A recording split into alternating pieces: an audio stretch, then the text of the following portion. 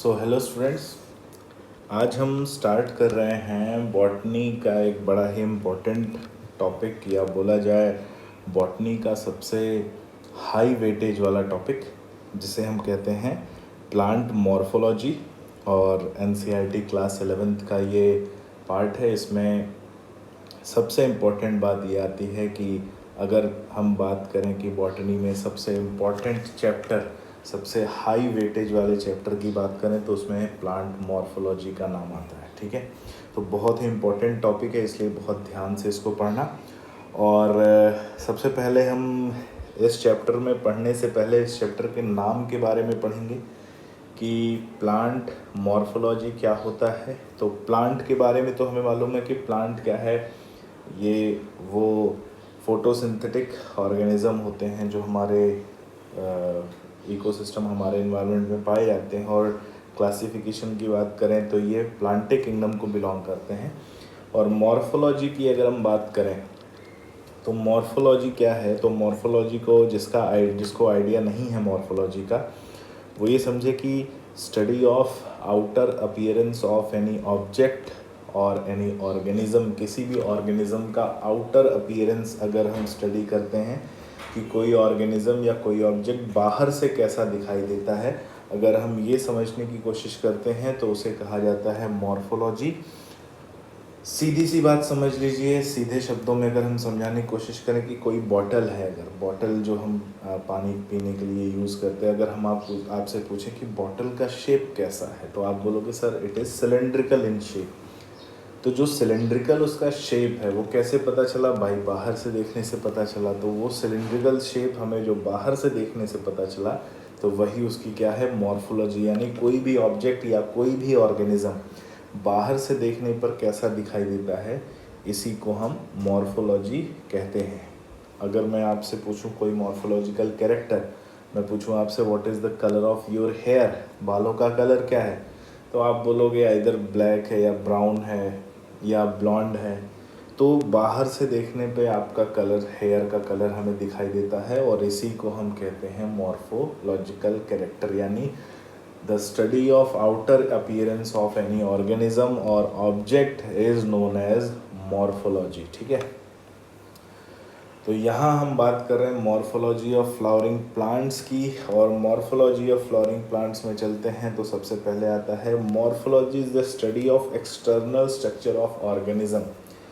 Organism के external structure की study की जाती है। जो मैं पॉइंट्स बोल रहा हूँ ये बहुत इंपॉर्टेंट पॉइंट है, और इन पॉइंट से डायरेक्टली क्वेश्चंस आते हैं। तो यहाँ पर मैंने वही पॉइंट्स एनरोल किए हैं जिनसे हमें क्वेश्चन आने की उम्मीद है। टू द पॉइंट एनसीईआरटी को हम यहाँ डिस्कस कर रहे हैं।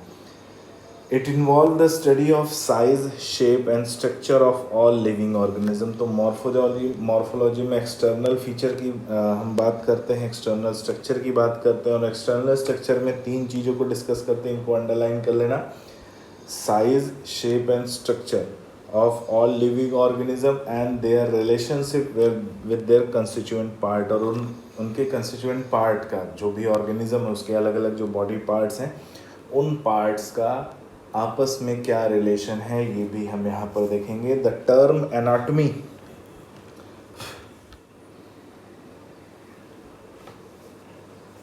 तो बात करते हैं जब हम एनाटॉमी की, जिसमें हम इंटरनल फीचर्स को यानी इंटरनल स्ट्रक्चर को डिस्कस करते हैं।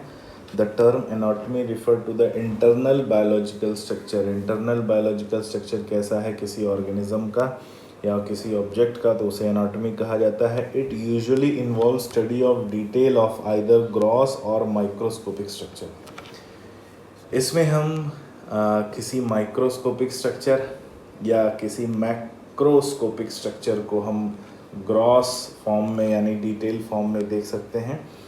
तो जहाँ तक हम बात करें अगर एनिमल्स की, तो एनिमल्स में हिस्टोलॉजी और एनाटॉमी दोनों अलग अलग चीज़ें होती हैं। हिस्टोलॉजी क्या होता है, study of tissue, and anatomy क्या होता है, स्टडी ऑफ इंटरनल स्ट्रक्चर।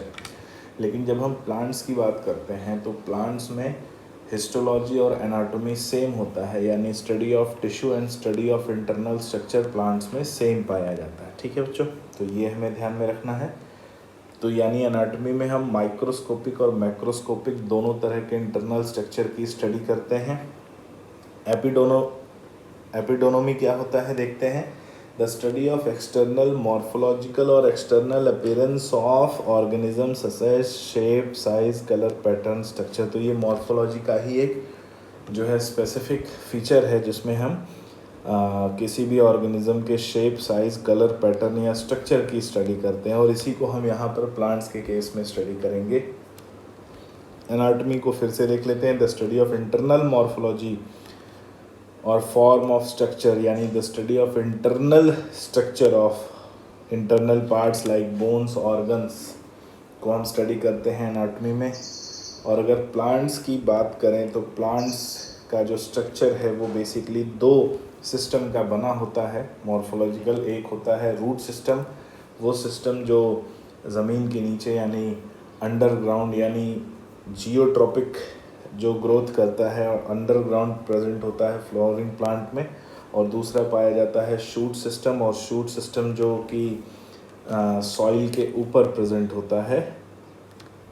तो ये दो सिस्टम होते हैं जो प्लांट के स्ट्रक्चर में, फ्लावरिंग प्लांट के स्ट्रक्चर में पाए जाते हैं। अगर हम सबसे पहले बात करें रूट की, इम्पॉर्टेंट पॉइंट है, सबसे पहले रूट को देखते हैं।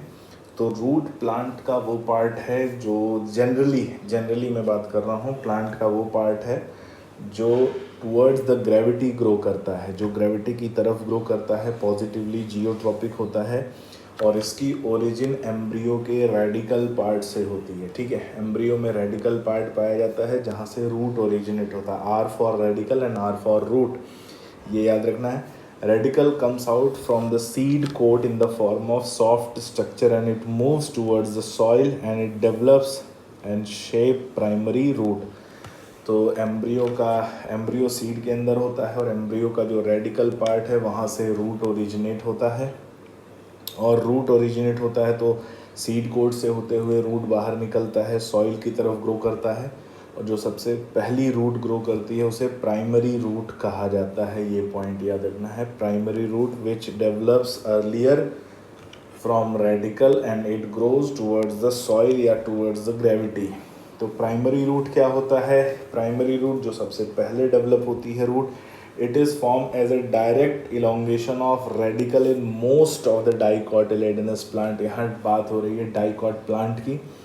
तो प्राइमरी रूट वो रूट है जो सबसे पहले ग्रो करती है, जो सबसे पहले डेवलप होती है, और सबसे पहले ग्रो करती है, रेडिकल से डेवलप होती है। और डाइकोटिलेडोनस प्लांट की ये बात हो रही है। यहाँ पर मोनोकॉट में थोड़ा सा डिफरेंस मिलेगा, वो हम आगे डिस्कस करेंगे। It grows inside the soil, ये कहाँ ग्रो करती है? सॉइल के अंदर ग्रो करती है। It bear lateral roots of several orders like secondary, tertiary roots etcetera. तो इसमें कई ब्रांचेस भी पाई जाती है। तो जो सबसे पहले रूट बनी वो प्राइमरी है, उसके बाद जो ब्रांच निकलती है वो सेकेंडरी रूट है, और सेकेंडरी रूट की अगर ब्रांच निकलती है तो वो टर्शरी रूट है। डाइकॉट प्लांट के केस में मैंने बोला ये ऐसा क्यों लिखा है, क्योंकि डाइकॉट में जो प्राइमरी रूट होती है वो मेन रूट होती है, और उसी की ब्रांचेस सेकेंडरी और उसकी ब्रांचेस टर्शरी रूट होती हैं। मोनोकॉटिलेडोनस प्लांट के केस में क्या होता है, पहले तो हम आगे पढ़ेंगे कि मोनोकॉट प्लांट क्या होता है, लेकिन अभी यहाँ पर देख लेते हैं कि मोनोकॉटिलेडोनस प्लांट के केस में क्या होता है। मोनोकॉटिलेडोनस प्लांट के केस में जो प्राइमरी रूट बनती है वो कुछ समय बाद रिप्लेस हो जाती है सेकेंडरी और टर्शरी रूट से। तो जब हम डाइकॉट की रूट को देखेंगे तो हम साफ साफ नहीं पहचान सकते कि कौन सी प्राइमरी रूट है और कौन सी सेकेंडरी। लेकिन जब हम डाइकॉट को देखते हैं तो डाइकॉट में हम देखकर पहचान सकते हैं कि कौन सी प्राइमरी और कौन सी सेकेंडरी, और मोनोकॉट में देखकर नहीं पहचान सकते कि कौन सी प्राइमरी है कौन सी सेकेंडरी रूट है। लेटरल रूट क्या होती है? जो प्राइमरी रूट की जो ब्रांचेस होती हैं सेकेंडरी और टर्शरी, उन्हें लेटरल रूट्स कहा जाता है। They extend horizontal from the primary root and serve to anchor the plant surely into the soil. The lateral root help in uptake of water and nutrient required for growth and development of the plant. तो lateral root यहाँ पर हम diagram में देख सकते हैं, जो reason of maturation में जो हमें ऐसे ब्रांचेस जैसे दिख रहे हैं, ये एक्चुअली रूट हेयर्स होते हैं, लेकिन बेसिकली वही है कि जो प्राइमरी रूट नीचे जा रहा है उसी प्राइमरी रूट की ब्रांचेस निकलती हैं जिन्हें लेटरल रूट्स कहा जाता है। अब हमें रूट के अगर पार्ट्स की बात करें तो यहाँ पर हमें 3 पार्ट्स दिख रहे हैं। एक रीजन ऑफ मेरिस्टेमेटिक एक्टिविटी, जहाँ पर मेरिस्टेमेटिक सेल्स यानी रैपिड डिवीजन करने वाली सेल्स पाई जाती है। यहाँ पर सेल्स लगातार डिवाइड करती हैं and it is covered by a shield like structure known as root cap. उसके पीछे पाया जाता है रीजन ऑफ इलोंगेशन, और रीजन ऑफ इलोंगेशन जो है इसकी वजह से जो है रूट की लेंथ फर्दर बढ़ती है। और तीसरा आता है ऊपर रीजन ऑफ मैचुरेशन, और रीजन ऑफ मैचुरेशन में रूट हेयर्स पाए जाते हैं। ये बेसिकली रूट का फंक्शन परफॉर्म करने के लिए ये रीजन पाया जाता है, रीजन ऑफ मैचुरेशन, जिसमें वो सॉइल से वाटर, मिनरल्स और न्यूट्रिएंट्स को एब्जॉर्ब करता है। ठीक है, वाटर, मिनरल्स और न्यूट्रिएंट्स को एब्जॉर्ब करता है। कहाँ पर एब्जॉर्प्शन होता है? रीजन ऑफ मैचुरेशन में। तो 3 हमने पार्ट्स देख लिए, एक मेरिस्टेमेटिक एक्टिविटी वाला, एक रीजन ऑफ इलोंगेशन और तीसरा जो है रीजन ऑफ मैचुरेशन। फिर आते हैं टाइप्स ऑफ रूट को डिस्कस करें। तो रूट्स की अगर हम बात करें तो रूट्स आर ऑफ 3 टाइप। पहला है टैप रूट, दूसरा है फाइब्रस रूट और तीसरा है एडवेंटिशियस रूट। मैं आपको इन तीनों का बेसिक एक इन्फॉर्मेशन दे देता हूँ, जैसे आप यहाँ पर देख सकते हैं और समझ सकते हैं। टैप रूट क्या है? टैप रूट में जो प्राइमरी रूट होती है वो मेन रूट होती है। ध्यान से सुनना, प्राइमरी रूट मेन रूट होती है और उसी की ब्रांचेस निकलती हैं, और ब्रांचेस निकलती हैं उन्हें सेकेंडरी और टर्शरी रूट कहा जाता है। तो जब भी प्लांट को हम देखेंगे तो उसमें प्राइमरी रूट हमेशा मेन रूट के फॉर्म में प्रेजेंट होगी। इस तरह की रूट को टैप रूट कहते हैं। दूसरा आता है फाइब्रस रूट। फाइब्रस रूट की बात करें तो जिन प्लांट्स में, बेसिकली मोनोकॉट्स में, जिन प्लांट्स में primary root is replaced by secondary and tertiary root, तो जिसमें प्राइमरी रूट सेकेंडरी और टर्शरी रूट से रिप्लेस हो जाता है। बहुत सारी रूट्स दिखती हैं, हम देख कर नहीं बता सकते कि कौन सी प्राइमरी कौन सी सेकेंडरी, उसे कहा जाता है फाइब्रस रूट। और ये देखने को मिलता है हमें ग्रासेस में, ये देखने को मिलता है वीट, राइस में, ये देखने को मिलता है हमें जो है मोनोकॉट्स में बेसिकली। ठीक है, मोनोकॉट्स के एग्जांपल में देखने को मिलता है। तीसरा आता है एडवेंटिशियस रूट। एडवेंटिशियस रूट क्या मतलब है इसका भाई? एडवेंटिशियस का मतलब होता है अपने ओरिजिनल जगह को छोड़कर, यानी जब भी कोई रूट अपने ओरिजिनल प्लेस के अलावा कहीं और से ग्रो करती है तो उसे कहा जाता है एडवेंटिशियस रूट। ये ग्रो कर सकती है लीफ मार्जिन से, ये ग्रो कर सकती है इंटरनोड से, ये ग्रो कर सकती है ब्रांचेस से। तो लीफ मार्जिन से हमें ब्रायोफिलम में दिखता है एग्जाम्पल। अगर हम इंटरनोड्स की बात करें तो शुगर केन में स्टिल्ट रूट पाई जाती हैं, अभी हम आगे उसको डिस्कस करेंगे। और अगर हम बैनियन ट्री को देखें तो उनकी ब्रांचेस से जो है प्रॉप रूट लटकती हुई दिखाई देती हैं, और वो प्रॉप रूट जो है उनको भी हम अभी आगे डिस्कस करेंगे।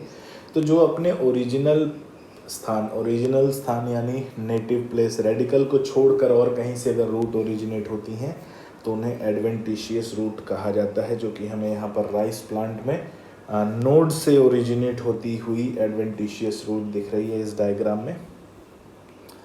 तो सबसे पहले बात करते हैं टैप रूट सिस्टम की। अभी जो मैंने आपको बताया उसी का ये थियरी पार्ट है, इसको आप नोट ज़रूर कर लीजिएगा। अगर हमारा ऐसा लगता है कि आपको लिखने में और ज़्यादा टाइम चाहिए तो आप पॉज कर सकते हैं या screen.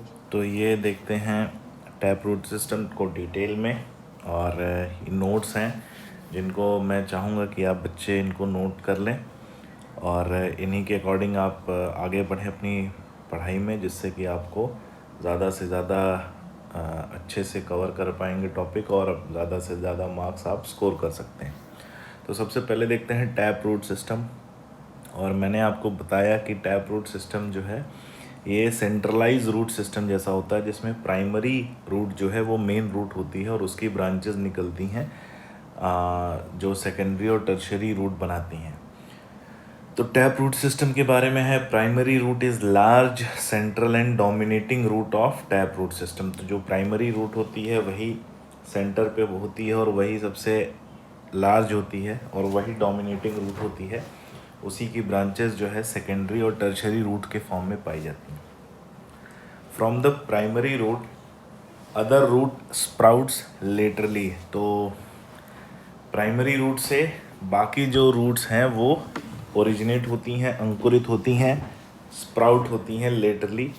This root system is generally tapering in shape and grow directly downward and it is common in dicot plant. तो ये जो है टेपरिंग शेप का होता है। जैसे कि आप देखें, अगर कभी कैरेट में देखें या रेडिश में देखें, तो उसमें जो जो कैरेट और रेडिश हम खाते हैं दैट इज़ एक्चुअली रूट।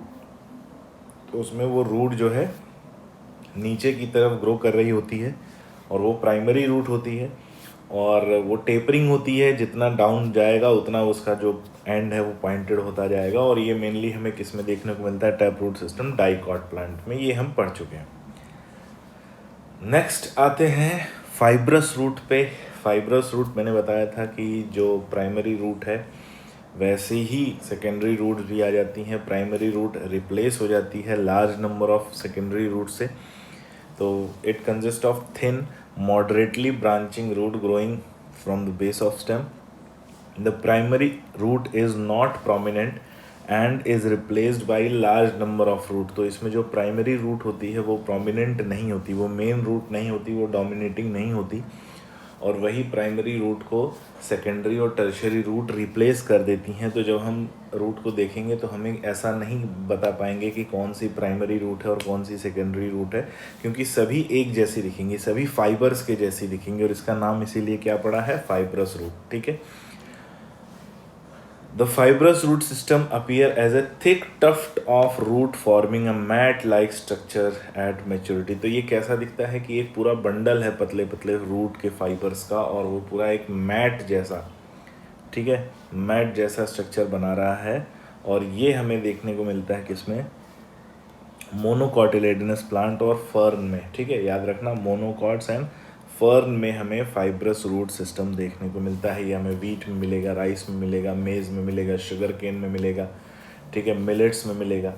तो वहाँ पर जो हमें रूट सिस्टम ये मिलेगा, तो हम कभी अगर राइस प्लांट को देखें तो उसका जो रूट है वो बहुत सारी रूट्स एक साथ निकली हुई रहती हैं एक ही पॉइंट से, और पतले पतले फाइबर्स के फॉर्म में पाई जाती हैं, और उसी को फाइब्रस रूट कहते हैं। नेक्स्ट आते हैं एडवेंटिशियस रूट पे।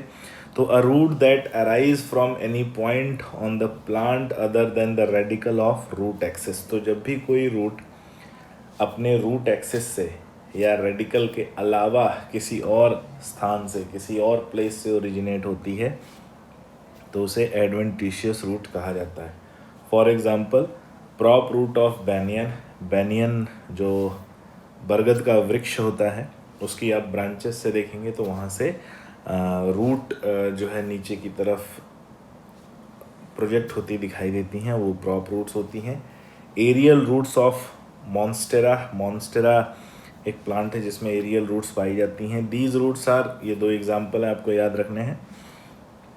These roots are mainly involved in absorption of water, mineral from the soil, providing additional anchorage to the plant part। तो यानी एक तो ये वाटर मिनरल को एब्जॉर्ब करने में हेल्प करती हैं, लेकिन इसके अलावा जो प्रॉप रूट हैं ये जो कि हमें बैनियन ट्री में प्रॉप रूट जो देखने को मिलती है, ये एडिशनल एंकरेज या सपोर्ट प्रोवाइड करता है to the plant part. Storage of reserve food material and synthesis of plant. और इसके साथ ही जो एडवेंटिशियस रूट होती है वो स्टोरेज में भी हेल्प करती है, जिससे हम फूड का स्टोरेज हमें देखने को मिलता है इसमें एडवेंटिशियस रूट में। नेक्स्ट, अगर रूट के पार्ट्स की बात करें, रूट के रीजन्स की बात करें कि कौन कौन से पार्ट रूट में पाए जाते हैं और वो पार्ट कैसे होते हैं, क्या उनमें ख़ास बात होती है और क्या उनका फंक्शन होता है, तो ये हम देखेंगे रीजन ऑफ रूट में। तो रीजन ऑफ रूट में जो सबसे पहला पॉइंट आता है वो है रूट कैप। रूट कैप यानी रूट के ऊपर लगी हुई टोपी, ठीक है, तो किनारे पर पाया जाता है रूट कैप। रूट कैप जो है ये एक प्रोटेक्टिव स्ट्रक्चर है of the root apex. Root के एपेक्स सबसे ऊपर वाला पार्ट, और रूट जो प्लांट का या बोला जाए रूट का जो सबसे ऊपर वाला पार्ट होता है वो सबसे नीचे प्रेजेंट होता है, ठीक है, ये पॉइंट याद रखना। ऐसा मत समझना कि सॉइल जहाँ सरफेस होती है वहीं पर रूट का एपेक्स होगा, नहीं, रूट का वो बेस होता है। रूट का एपेक्स कहाँ होता है? जो रूट का ग्रोइंग पार्ट है, जो ज़मीन में नीचे नीचे जा रहा है, उसका सबसे अपर मोस्ट पार्ट, सबसे किनारे वाला पार्ट ही रूट का अपर मोस्ट पार्ट है, तो वही रूट का एपेक्स है, और वहाँ पर प्रेजेंट होता है रूट कैप। और रूट कैप क्या करता है, ये थोड़ा हार्ड स्ट्रक्चर होता है, ठीक है। तो जब रूट ग्रो करती है तो सॉइल रहता है, तो रूट के जो सॉफ्ट टिश्यू ग्रो करते हैं तो सॉफ्ट टिश्यू को डैमेज ना हो, इसलिए ग्रो करते समय, इसलिए ये रूट कैप उन सॉफ्ट टिश्यू को प्रोटेक्ट करता है और सॉइल के पेनिट्रेशन में हेल्प करता है, ठीक है। याद रखना, पेनिट्रेशन ऑफ सॉइल में हेल्प करता है। So it protects the tender root tip, tender मतलब सॉफ्ट रूट टिप को प्रोटेक्ट करता है। And it makes its way through the soil, और सॉइल के पेनिट्रेशन में, सॉइल में रास्ता बनाने में मदद करता है, जिससे कि रूट ज़्यादा से ज़्यादा गहराई में जा सके। नेक्स्ट आता है region of meristematic activity. Region of meristematic activity होता है रूट कैप के ठीक पीछे वाला पार्ट, ठीक है। रूट कैप के ठीक पीछे वाला पार्ट, वो पार्ट जहाँ पे बहुत सारी मेरिस्टेमेटिक सेल्स यानी रैपिड डिवीजन करने वाली सेल्स पाई जाती हैं। और रैपिड डिवीजन करने वाली जो सेल्स होती हैं, they are present above the root cap, यानी रूट कैप के पीछे पाई जाती हैं, और ये तेज़ी से डिवाइड करती हैं, जिससे न्यू सेल्स का फॉर्मेशन होता है। और वो सेल्स जब ग्रो करती हैं तो रूट की साइज़ बढ़ती है, ठीक है। तो मेरिस्टेमेटिक जो सेल्स होती हैं, मेरिस्टेमेटिक एक्टिविटी वाला जो रीजन है, ये रीजन रैपिड डिवाइडिंग सेल्स से बना होता है। आगे देखते हैं रूट ऑफ इलॉन्गेशन। तो मेरिस्टेमेटिक पार्ट के पीछे वाला पार्ट जो हमने डायग्राम में भी देखा था, रूट ऑफ इलॉन्गेशन है। यहाँ पर जो न्यूली फॉर्म सेल्स प्रेजेंट हैं, ये newly form sales undergo rapid elongation and enlargement, इनका लेंथ बढ़ता है, ये एनलार्ज होती हैं, और इन्हीं से क्या होता है, they help the root to grow in length, और इन्हीं के एनलार्जमेंट से रूट की ग्रोथ बढ़ती है। याद रखना, मेरिस्टेमेटिक सेल के डिवीजन से केवल नंबर ऑफ सेल बढ़ता है, रूट की ग्रोथ नहीं बढ़ती है। जोन ऑफ इलॉन्गेशन में जब सेल्स का इलॉन्गेशन होता है तब रूट की ग्रोथ बढ़ती है। इस पॉइंट को, या बोला जाए रूट की लेंथ बढ़ती है, इस पॉइंट को नोट कर लेना। तो रीजन ऑफ इलॉन्गेशन वो पार्ट है जहाँ पर सेल्स एनलार्ज होती हैं, ग्रो करती हैं, और ग्रो करने के बाद जो है, उनके ग्रो करने से रूट की लेंथ बढ़ती है। थर्ड जो उसके पोस्टीरियर पार्ट में जो रीजन आता है, region of maturation. Region of maturation, it is the proximal part, यानी रीजन ऑफ इलॉन्गेशन के पीछे का पार्ट जो है वो रीजन ऑफ मैच्योरेशन है। यहाँ पर जो सेल्स इलॉन्गेट हो चुकी हैं वो डिफ्रेंशिएट होती हैं और एक पर्टिकुलर टाइप की सेल बन जाती हैं, एक पर्टिकुलर टाइप की परमानेंट सेल बन जाती हैं, और जो एक पर्टिकुलर टाइप का फंक्शन परफॉर्म करती हैं। कोई जो है एपिब्लेमा की सेल बन जाती है, कोई कॉर्टेक्स की सेल बन जाती है, कोई जाइलम बन जाती है, कोई फ्लोएम बन जाती है। तो ये डिफ्रेंशिएशन कहलाता है, यानी अपने किसी एक फॉर्म में चेंज होना। क्यों चेंज होना? To perform a particular function, एक पर्टिकुलर फंक्शन परफॉर्म करने के लिए एक पर्टिकुलर फॉर्म में चेंज होना क्या कहलाता है? Differentiation. And then they mature and perform their function throughout the life, और उसके बाद ये मैच्योर होती हैं और अपनी पूरी लाइफ वो फंक्शन परफॉर्म करती हैं। नेक्स्ट पॉइंट आता है रूट हेयर। रूट हेयर की बात करें तो they are very fine and delicate, बड़े नाजुक, बड़े पतले थ्रेड लाइक स्ट्रक्चर्स होते हैं। Thread like structures formed by the epidermal cells in the region of maturation. तो रीजन ऑफ मैच्योरेशन में जो एपिडर्मल सेल होती है, जो आउटर लेयर होती है रूट की, जिसे एपिब्लेमा कहते हैं, उसी एपिब्लेमा से पतले पतले थ्रेड हेयर लाइक स्ट्रक्चर्स बनते हैं। यूनिसेलुलर होते हैं, नोट कर लेना, यूनिसेलुलर होते हैं root hairs. And these root hair क्या ये फंक्शन परफॉर्म करते हैं? रीजन ऑफ मैच्योरेशन में पाए जाते हैं। क्या फंक्शन परफॉर्म करते हैं? ये सरफेस एरिया को बढ़ा देते हैं, जिससे वाटर और मिनरल के एब्जॉर्प्शन का जो रेट है वो बढ़ जाता है। So they increase the surface area for absorption of water and minerals from the soil. तो ये वाटर और मिनरल्स के एब्जॉर्प्शन में हेल्प करते हैं कौन? Root hairs, by increasing the surface area of root. अब कभी ऐसा होता है कोई प्लांट अगर ग्रो कर रहा है और उसको हमने वहाँ से निकाल कर किसी दूसरी जगह पर लगाते हैं, तो ऐसे में क्या होता है, रूट हेयर्स ब्रेक कर जाते हैं। रूट हेयर्स ब्रेक कर जाते हैं तो दूसरी जगह पर जब इम्प्लांट करेंगे तो वो रूट हेयर्स ब्रेक हो चुके हैं तो प्लांट अपनी न्यूट्रिएंट और वाटर की रिक्वायरमेंट को फुलफ़िल नहीं कर पाता और इसीलिए सर्वाइव नहीं कर पाता। तो कभी भी अगर हम प्लांट को एक जगह से दूसरी जगह पर अगर हम उसे ट्रांसफ़र कर रहे हैं तो हम कोशिश करें कि जहाँ पर प्लांट लगा उसके आसपास की सॉइल को भी एक साथ निकाल कर उसे ट्रांसफ़र करें, जिससे कि उनके रूट हेयर्स डैमेज ना हो। ये बहुत इंपॉर्टेंट पॉइंट होता है। रूट हेयर्स वेरी इंपॉर्टेंट होते हैं वाटर और मिनरल्स के एब्जॉर्प्शन के लिए। यहाँ पर हम देख सकते हैं region of meristematic activity, root cap का रीजन, रूट कैप और रूट कैप के पीछे जो है रीजन ऑफ मेरिस्टेमेटिक एक्टिविटी, जहाँ पर मेरिस्टेमेटिक सेल्स पाई जाती हैं। रूट कैप जो कि एक प्रोटेक्टिव कवरिंग के फॉर्म में प्रेजेंट होता है, उसके पीछे मेरिस्टेमेटिक एक्टिविटी, उसके रीजन मेरिस्टेमेटिक रीजन के पीछे रीजन ऑफ इलोंगेशन, जहाँ पर कोई हमें रूट हेयर नहीं दिख रहा है। तो रूट हेयर केवल कहाँ प्रेजेंट होता है? रीजन ऑफ मैच्योरेशन में।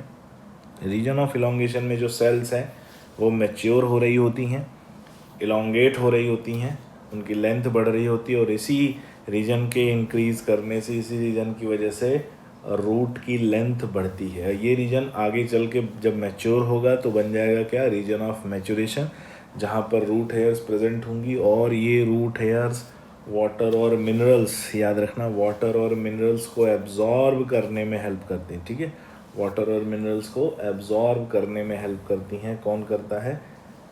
रीजन ऑफ मैच्योरेशन में रूट हेयर्स।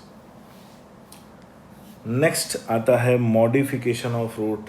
ठीक है, तो हमें ये याद रखना है कि मेन फंक्शन क्या है और ये याद रखना है कि एडिशनल फंक्शन क्या है रूट का। तो रूट के मॉडिफिकेशन की बात करें तो roots of some plants modify their shape and structure to adopt for additional function rather than absorption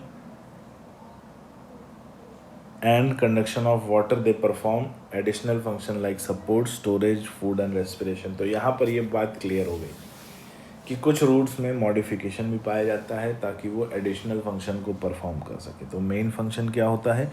main function होता है absorption and conduction of water. ये नोट कर लेना, main function of root absorption and conduction of water is the main function. और additional function क्या हो जाते हैं मॉडिफिकेशन के बेस पर? सपोर्ट हो जाता है, स्टोरेज हो सकता है और रेस्पिरेशन को परफॉर्म करना भी एडिशनल फंक्शन हो सकता है। किसका? रूट का। तो स्टोरेज अगर कर रही हैं रूट का अगर स्टोरेज हो रहा है तो क्या हम देखने को मिलेगा, क्या एग्जाम्पल देखने को मिलेगा? तो स्टोरेज की बात करें तो primary tap root are modified for storage of reserve food material. तो टैप रूट सिस्टम में जो प्राइमरी रूट होती है वही स्टोरेज परफॉर्म करती है। किसमें? टैप रूट सिस्टम में।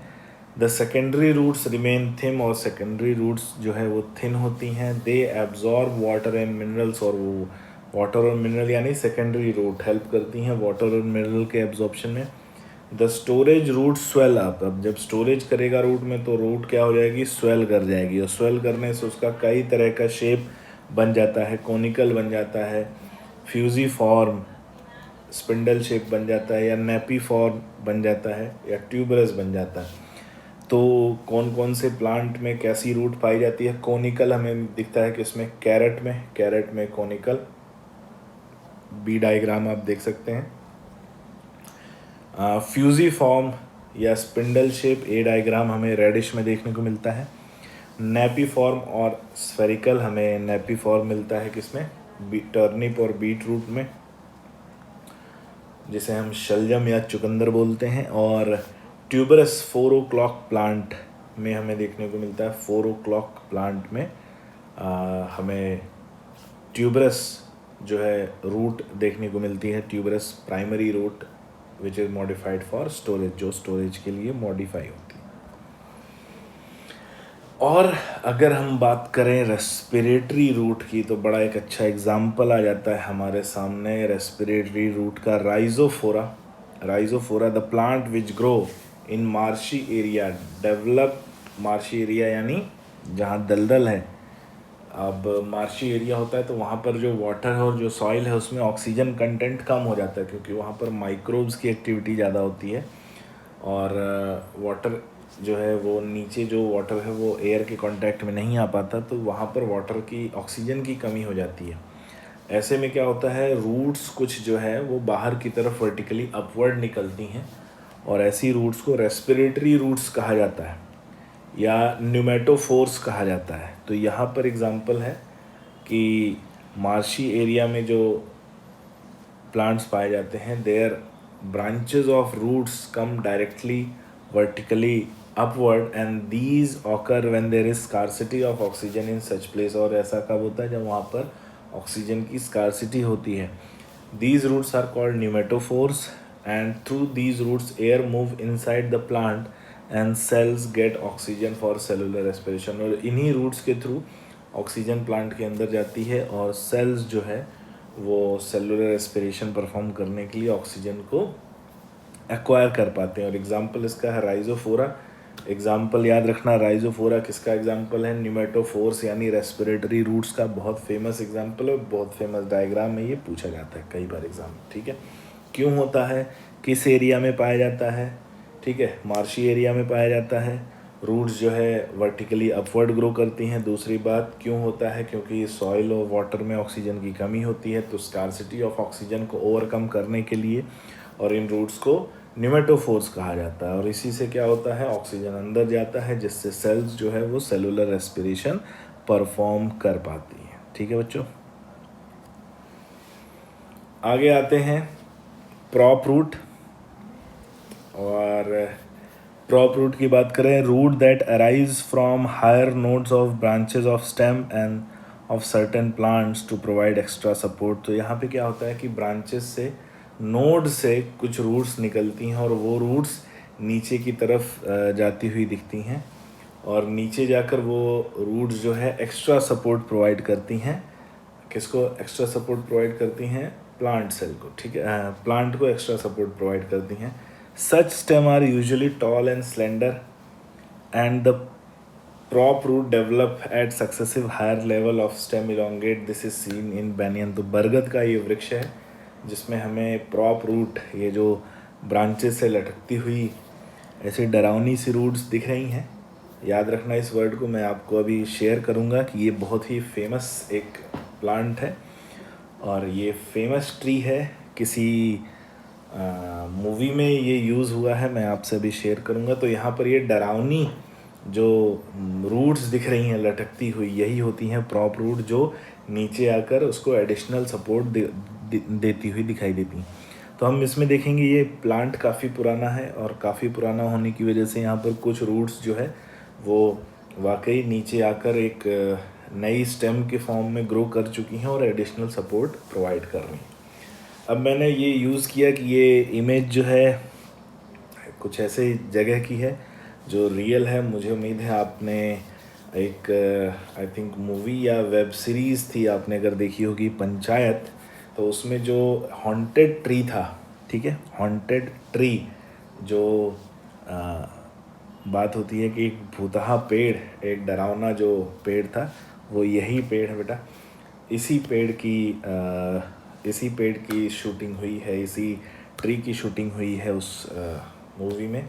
और मैंने इसको यहाँ इसलिए शेयर किया है क्योंकि ये ट्री जो है ये मेरे जस्ट घर के बाहर जो कंपाउंड है ये वहाँ पर है। आप पीछे जो देख सकते हैं, इसमें जो ग्रीन कलर का जो रीजन दिख रहा है, पीछे एक कर्टन दिख रहा है, वो मेरे घर है। तो वहाँ से ये जो है जस्ट 50 मीटर्स का डिस्टेंस है, तो वहाँ पर इसकी शूटिंग हो रही है। इसलिए मैं जब एग्ज़ाम्पल खोज रहा था तो मैं सबसे अच्छा कहा कि मैं इसी को यूज़ करूँगा।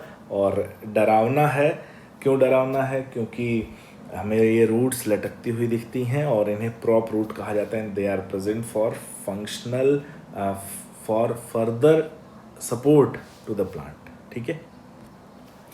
आगे बढ़ते हैं, adventitious root modification. Adventitious root भी मॉडिफाई होती हैं, यानी एक तो वो खुद ही अपनी ओरिजिनल जगह से नहीं ओरिजिनेट हो रही हैं और उसके बाद भी उनमें मॉडिफिकेशन पाया जा रहा है, यानी वो कुछ और भी फंक्शन परफॉर्म कर रही हैं, अलग अलग जगह पे हैं, अलग अलग तरह से हैं।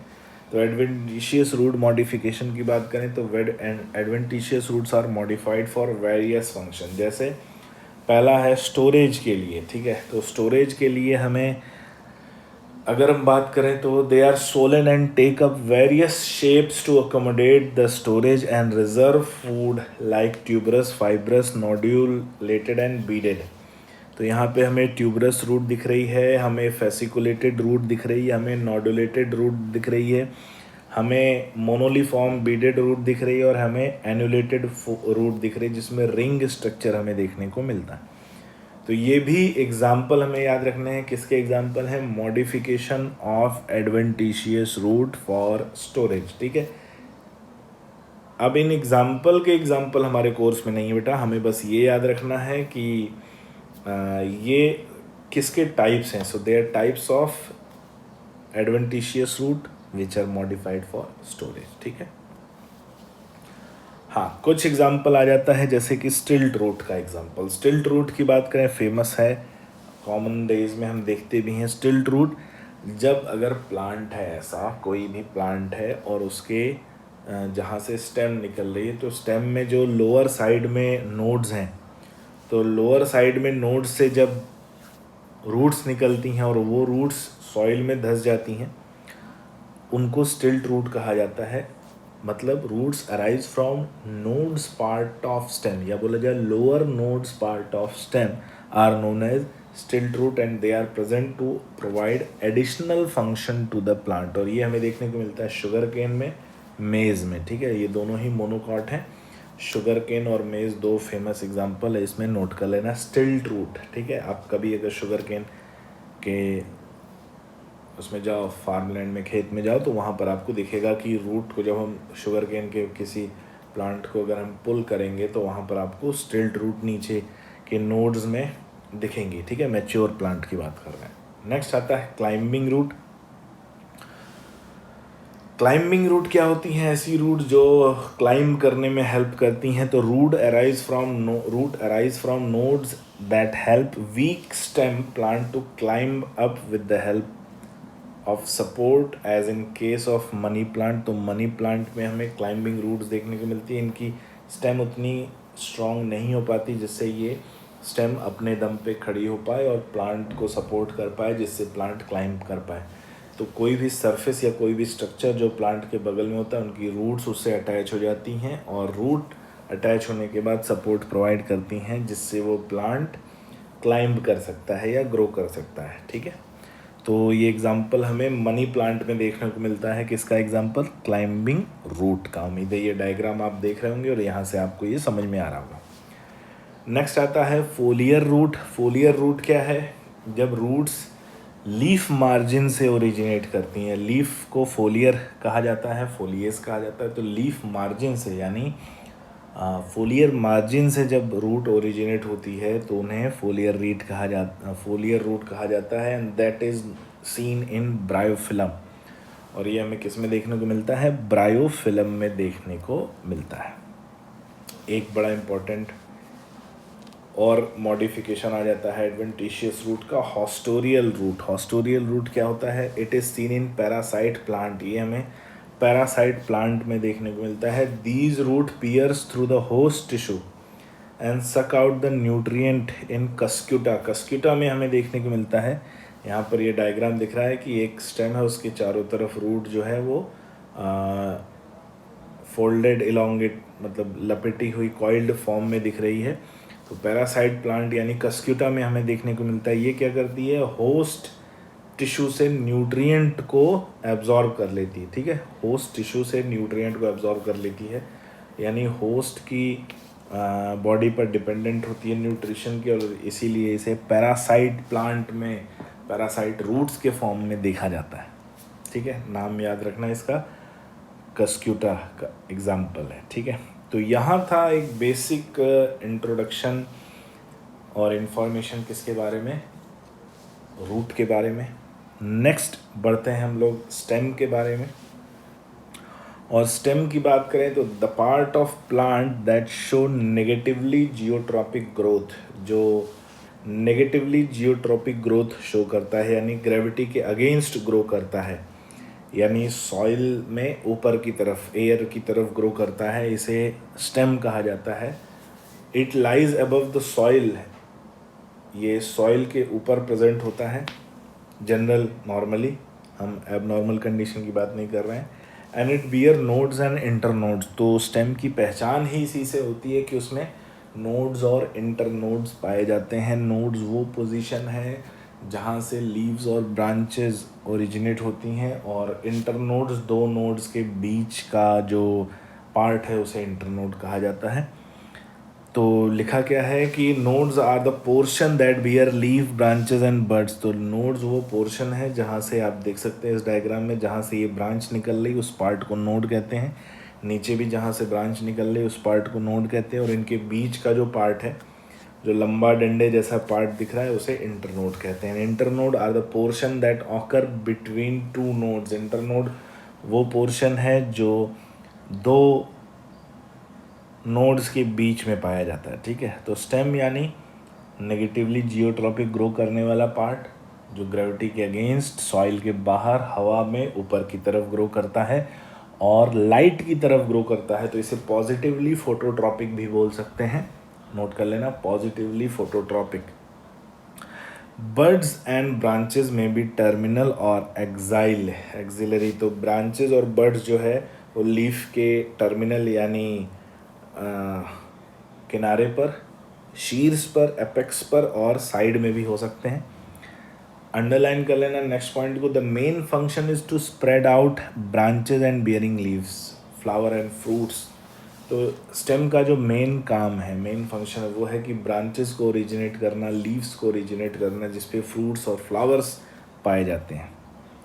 ये मेन फंक्शन है। लेकिन एडिशनल फंक्शन इसके अलावा क्या देखने को मिलता है? ये फूड का ट्रांसपोर्टेशन करते हैं, वाटर का ट्रांसपोर्टेशन करते हैं, मिनरल का ट्रांसपोर्टेशन करते हैं, और न सिर्फ ट्रांसपोर्टेशन बल्कि इसके अलावा storage, photosynthesis, support, protection and vegetative propagation यानी asexual mode of reproduction perform करने में भी हेल्प करते हैं।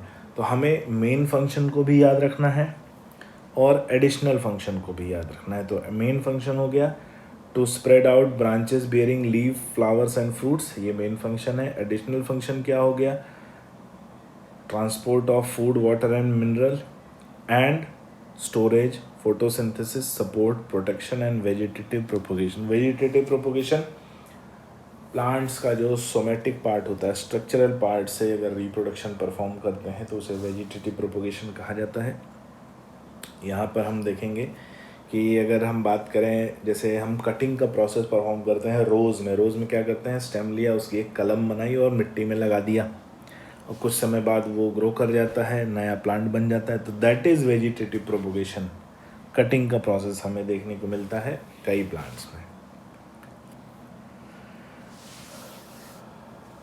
मॉडिफिकेशन ऑफ स्टेम की बात करें तो सबसे पहले आते हैं सब एरियल मॉडिफिकेशन। सब एरियल मतलब जो सॉइल की सरफेस पर प्रेजेंट होते हैं, और बहुत फेमस ये एग्जांपल है एनसीईआरटी में। बस इनके बारे में हल्का सा इंट्रोडक्शन दिया है, ना इनका नाम दिया है, ना इनका एग्जांपल दिया। हम यहाँ पर दोनों देखेंगे क्योंकि जो चीज़ इनडायरेक्टली एनसीईआरटी में दी हुई थी उसके पूछे जाने की चांसेस ज़्यादा होती हैं, ठीक है। तो सब एरियल मॉडिफिकेशन में जो स्टेम सॉइल के सरफेस पर ग्रो करती है और स्प्रेड करती है उसे रनर कहा जाता है। ये पहला सब एरियल मॉडिफिकेशन है। Roots form the lower side whereas leaves arise from upper side of the node। तो यहाँ पर ऐसा है कि स्टेम जो है सॉइल की सरफेस पर फैल रही है और हर जगह जो है उसमें नोड्स और इंटरनोड्स प्रेजेंट है। अब जहाँ भी सरफेस पर फैल रही है तो नोड से सॉइल की तरफ रूट ग्रो करते हैं और एयर की तरफ शूट ग्रो करता है या ब्रांचेस ग्रो करता है। एग्जाम्पल हमें मिलेगा साइनोडॉन, डेक्टाइलॉन में, और ये याद रखना है कि इसका रनर का एग्जाम्पल है। रनर में जो स्टेम है वो सरफेस पर ही प्रेजेंट होती है और उसी पे स्प्रेड होती है, ठीक है, याद रखना है इस पॉइंट को। दूसरा एक बड़ा फेमस एग्जाम्पल मिलता है हमें स्टोलोन। तो ये दोनों के बारे में एनसीईआरटी में लिखा हुआ। स्टोलोन क्या है? Stolon they are similar to runner, ये भी रनर के सिमिलर होती हैं, लेकिन खास बात क्या है? In this branches are small and grow in all direction. After growing of some time the apical region come out from the soil. Example हमें स्ट्रॉबेरी में देखने को मिलता है जिसे फ्रगेरिया कहते हैं। तो यहाँ पर है कि जो स्टेम है वो सरफेस पर ही प्रेजेंट होती है, लेकिन उसमें जो नोड्स होते हैं वो सॉइल की सरफेस के अंदर होते हैं जहाँ पर रूट ग्रो करते हैं, और जो स्टेम का इंटरनोड पार्ट है वो उसका सम रीजन सॉइल के बाहर आ जाता है, तो कर्व पार्ट दिखता है, उसी कर्व पार्ट को स्टोलोन कहते हैं, जिसकी वजह से ये हमें देखने को मिलता है किसमें, स्ट्रॉबेरी में। तो नोड वाला जो पोर्शन है वो सॉइल के अंदर रहेगा, इंटरनोड वाला पोर्शन जो है कर्व बनाता हुआ सॉइल के बाहर मिलेगा, और उसी कर्व पोर्शन को हम स्टोलोन कहते हैं। एग्जाम्पल फेमस याद रखना, स्ट्रॉबेरी।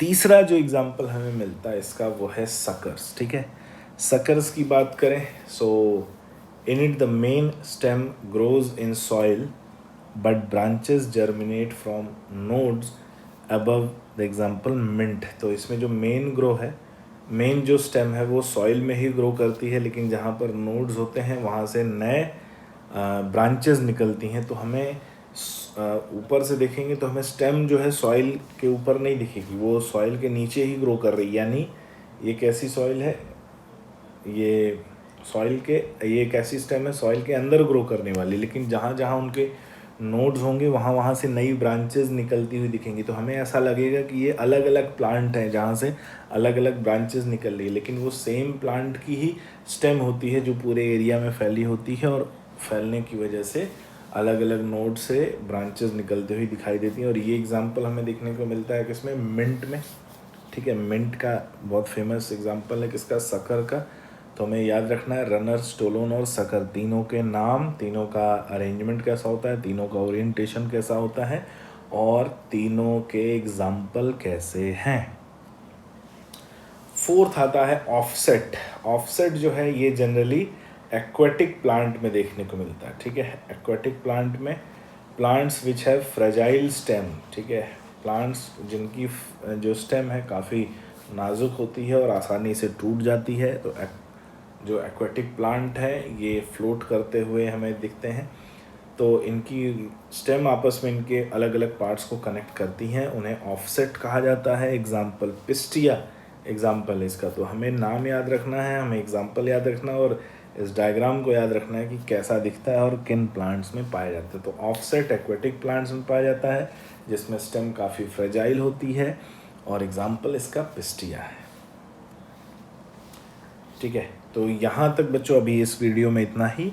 नेक्स्ट वीडियो में हम लोग स्टार्ट करेंगे अंडरग्राउंड मॉडिफिकेशन। ये सब एरियल मॉडिफिकेशन था स्टेम का। नेक्स्ट वीडियो में हम लोग स्टार्ट करेंगे अंडरग्राउंड मॉडिफिकेशन, और उसमें देखेंगे कि स्टेम के और कौन कौन से मॉडिफिकेशन हमें देखने को मिलते हैं अंडरग्राउंड में, जो पर्टिकुलर कौन सा फंक्शन परफॉर्म करते हैं। ठीक है, तो मिलते हैं नेक्स्ट वीडियो में बच्चों। थैंक